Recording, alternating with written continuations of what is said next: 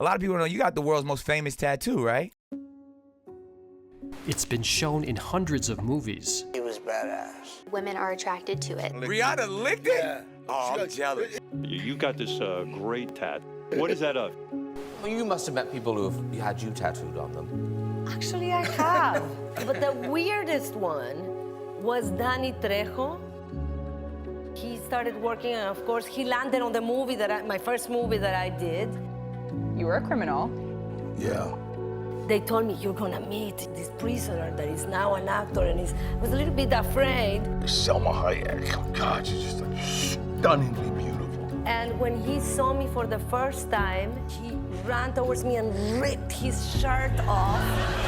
And I showed her my tattoo. I said, I knew you before I knew you. that's a picture of you, honey. And sure enough, there was a picture of a woman that looks exactly like me. Salma then did something that surprised even Danny. She invited him home. Salma soon learned that Danny wasn't just an ex-criminal. He was the most feared inmate in America's most dangerous prison. San Quentin. Never know what to expect.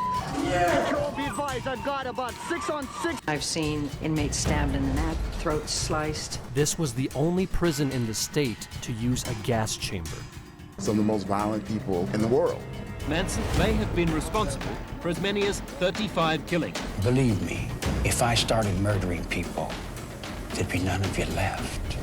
Danny was so feared that even Charles Manson asked him for protection. It was hard to believe that he had been that person.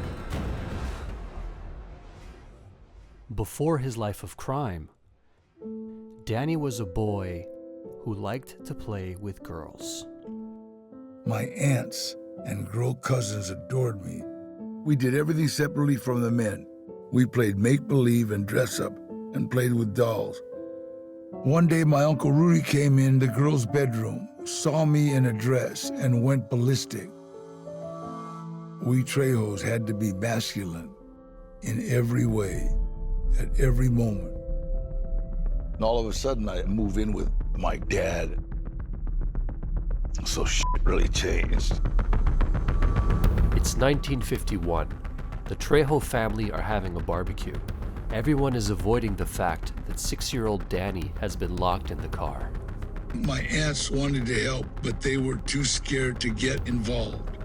So everyone continued picnicking while I watched.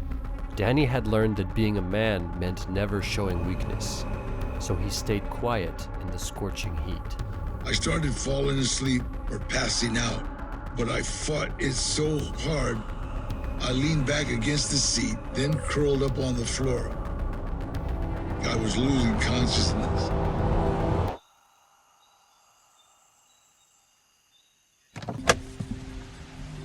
But suddenly, someone came to help. My Uncle Gilbert was the only person who wasn't scared of my dad. Though Danny's father had told everyone to leave Danny in the car, Uncle Gilbert pulled him out. My dad was yelling at him about it, and Gilbert told him to lighten up. He was a hero. I prayed to God, let me be like that. In the years that followed, Uncle Gilbert offered Danny something his parents didn't. I can remember asking my mom, she's on the phone going, hey mom, she goes, shut up, don't sit on the phone, stupid. And I asked my dad, hey, what? Now my Uncle Gilbert, I would say, hey Gilbert, he go, hey, hold on, what do you want, Mio? But there was a reason Uncle Gilbert always had time for Danny. Everybody knew. My mom and dad did everything to try to keep me away from him, but you know, my uncle always had a roll of money like that, always. The girls, the car, the money, I want that. Whatever Gilbert did, I followed. If he played football, I would have been an athlete. It just so happened he was a drug dealer gangster.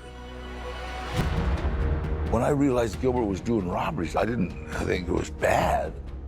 I thought it was kind of heroic. Uncle Gilbert was the only man showing Danny the compassion that he felt as a young kid.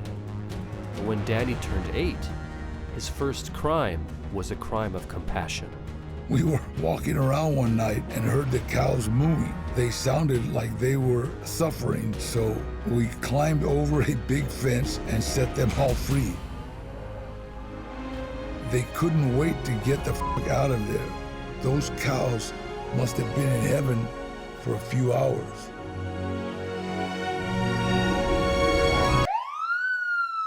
Because dairies are under the jurisdiction of the Food and Drug Administration, the feds were all over the place. By the time Danny was 12, he discovered a dark side to his hero. He was no longer like this cool Gilbert. He was like crazy. I seen him open this. I had my grandfather's syringe. My grandfather was a diabetic. He said, "Get out of here." I said, "No, give me some." Give me some or I'm gonna tell. That's how young he was. Give me some or I'm gonna tell. He says, "Hold this." So I'm holding this belt for him like this.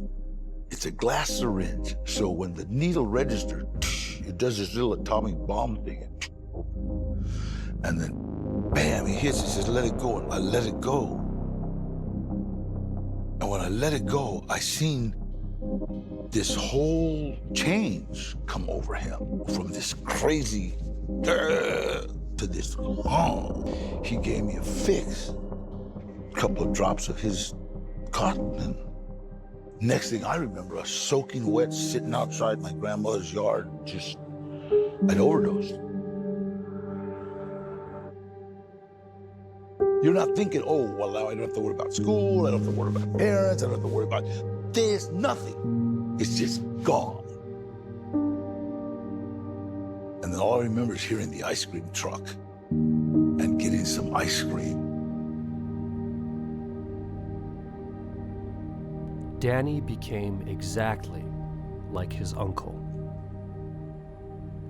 A few years later, Danny finds himself on a bus driving him to a place people call the arena. When you're driving up that wall in Quinton and you see that gun tower right in front, you know that once you go in there, you're not coming out. This is the big house. The minute the bus stops, the tension starts. You hear this engine.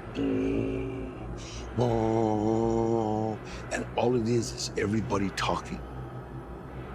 If you've ever been next to somebody that's insanely angry, 4,000 guys, that angry, that kind of rage, that's the tension in San Quentin. You're either alpha or you're not. Someone's either gonna say, "What size shoes do you got on?" And if you don't crack them in their head that first second, you're soft. Danny's for sure an alpha guy. I had a mentor. I had a teacher who had already been here. My uncle, he taught me everything I was gonna need to know in prison. Some people get in the library to do time. Some people, do crossword puzzles. Some people play chess. I trained. That's what kept me sane. He was a 1966, 67, and 68 San Quentin champion. Danny became so good at protecting himself that he started doing it for others. We had this little protection ring going. If you think somebody's after you and you tell us, we'll take care of it. I feel sorry for kids that all of a sudden just end up in juvenile hall and don't understand that if you get in a fight, try to bite somebody immediately so that they know, wait a minute, this guy don't want to fight, he wants to eat me. At times, you kind of realize what you're becoming. Playing dominoes, there's a lot of people around us, and it's a big game, a lot of money game, and I'm killing. I set the spinner, it's double five. It's like, I got you, you guys are mine. Boom, boom, boom, and boom, this guy falls on the table and he's just bleeding. Somebody just hit him bad. Everybody started getting away and I'm screaming, "No, wait, hold on. I'm screaming, I got five. I remember I was in my cell and I still had my dominoes. And the thought, what the am I becoming? This guy's dying. He had a mom, a dad, a brother, a sister, maybe kids. And I'm screaming about my fives. He knew that day that he was changed. He wasn't, Danny anymore. He was a monster. Danny remembered the boy he once was, the boy who cared for others. I sat in the hole realizing that my life was over. Like, I'm either gonna change my life or spend the rest of my life in prison. That night, Danny decided he was going to live his way, not the way Uncle Gilbert had taught him. I didn't think of it as reforming. I thought about keeping a promise. From now on, you have got to do things for other people and not expect any kind of reward. 3 years later, Danny was released back into the world, claiming to be a changed man. He came back here to this house. He walked up to the metal gate and he said, my grandmother opened the door, but she didn't unlock the screen door when she saw him. I said, Mom, can I stay a couple of days? My parole plans fell through. And my mom turned to my dad, who was sitting right there, and said, Danny wants to know if he can stay a couple of days. And my dad said, yeah, tell him yes, without looking up from the TV. Walked into my bedroom, and I'm sitting in my bedroom, and I'm rocking and thinking, this is the same bedroom I was in when I was 13 years old. Tough-ass convict, 26 years old, armed robber, and you're at mommy's.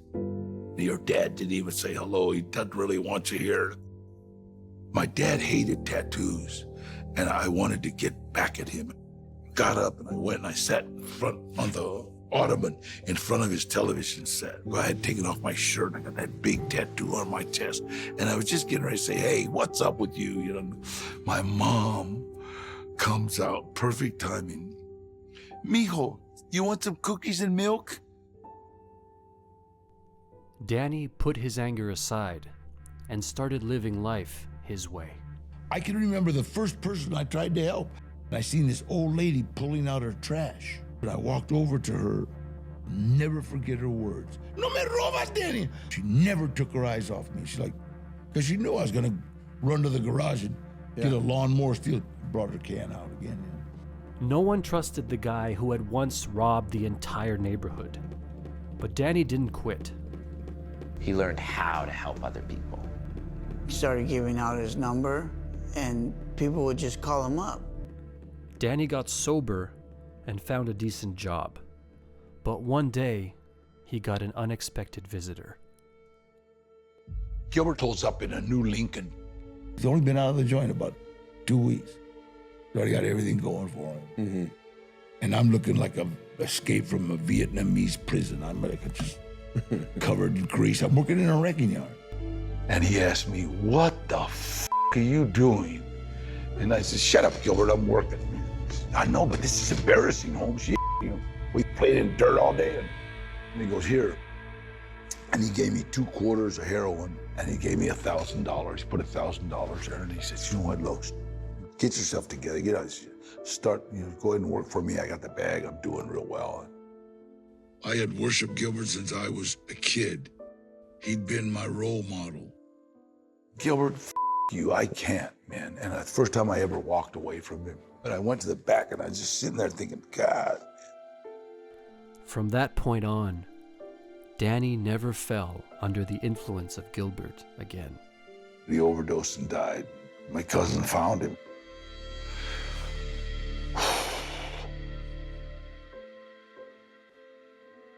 That was like his big brother. Even though Danny had veered from that path, he just loved Gilbert to death. That was his everything. After Gilbert's death, Danny found himself acting like a convict once again. Fresh off his hit movie debut, 23-year-old director Robert Rodriguez is casting his next movie, starring Antonio Banderas and newcomer Salma Hayek. You and Salma developed a very nice give and take. It's gorgeous. Easy and fantastic. I love Antonio, but Antonio sometimes would hit me with the guitar. He has it and he's turning and it's like, Antonio! I needed a silent assassin who had these knives. And so I told the casting director, find me somebody who just looks really menacing because he's not going to have any dialogue. And then he walked in and it was like, holy shit. Who's that dude? He looks creepy as f. I met Selma Hayek, just like stunningly beautiful. You just want to stab yourself in the eyes and never look at anybody else. They told me, you're gonna meet this prisoner that is now an actor, and I was a little bit afraid. And I showed her my tattoo. I said, that's a picture of you, honey. But Salma didn't react the way Danny expected. People are afraid of you, Danny. We're not movies that people are afraid of you because we have this look. I was hating myself. I started hating myself. Once a criminal, always a criminal. Once a criminal, always a fucking criminal. Once a criminal, always a criminal. We have this idea of how things are supposed to be and how they're gonna be, but we forget all the hurt and disaster and riots that we've caused. I forget all that stuff, you know.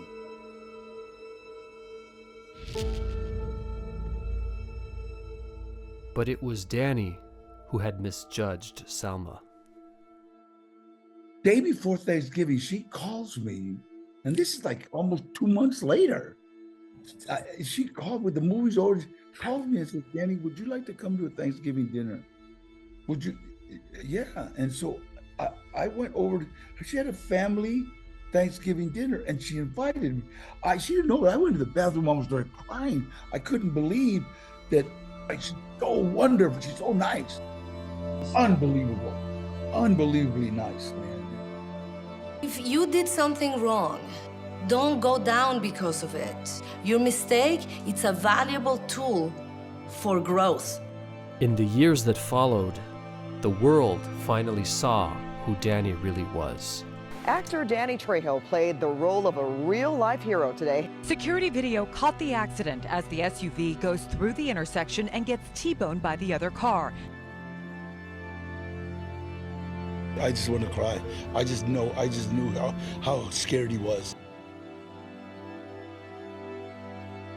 I went to grab him and I seen he was special needs. Special needs kids, especially autistic, don't like to be touched. So I said, hey, wait, use your superpowers and grab me. And so he reached out, right? And then that way I could hold him and I brought him out. The boy and grandmother soon reunited. 3 people taken to the hospital after the crash, but luckily none seriously hurt, thanks in no small part to Trejo. Grandma was hurt and he goes, superpowers, Grandma, superpower. And I was like, when he made the decision that he wasn't going back and that he was going to be different, he had to completely break that down. And now I think he knows who he is completely. People flew him around the United States to speak. Well, one of the most impressive motivational speakers you'll ever hear is Danny Trejo. One day, that's all I got. All I got is one day. Do you understand? Now, how do I want to live today? He literally drives around stopping people on the street and giving them toys. To be my friend, you got to have thermal underwear, socks, and t-shirts in your trunk of your car to pass out to the homeless. He dedicated his life to rehabilitating others. Trejo's Tacos is about giving back. We're starting a foundation for autism. I think he really has seen the value of life. Everything good that has happened to me has happened as a direct result of helping someone else. The town that he terrorized in his youth now has a mural of him because of all the good that he did that outweighed everything. So that mural on the wall don't only represent him, it represents a lot of people that changed their lives. It's hope. I can evolve. I can change. I can dream now, and it's okay.